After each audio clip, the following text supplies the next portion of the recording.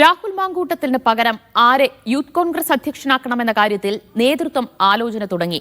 മുൻ KSU അധ്യക്ഷൻ KM Abhijith, youth Congress ദേശീയ സെക്രട്ടറി ബിനു ചുള്ളിയിൽ, ഉപാധ്യക്ഷൻ അബിൻ വർക്കി തുടങ്ങിയ പേരുകളാണ് പരിഗണനയിലുള്ളത്.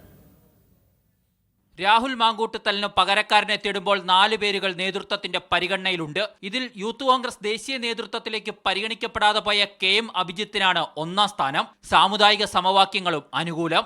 അഭിജിത്തിനോട് നീതി കാണിച്ചിട്ടില്ലെന്ന വികാരം പ്രധാന നേതാക്കൾക്കെല്ലാം ഉണ്ട്. നിലവിലെ ഉപാധ്യക്ഷൻ അബിൻ വർക്കിയുടെ പേരും ചർച്ചയിൽ സജീവം.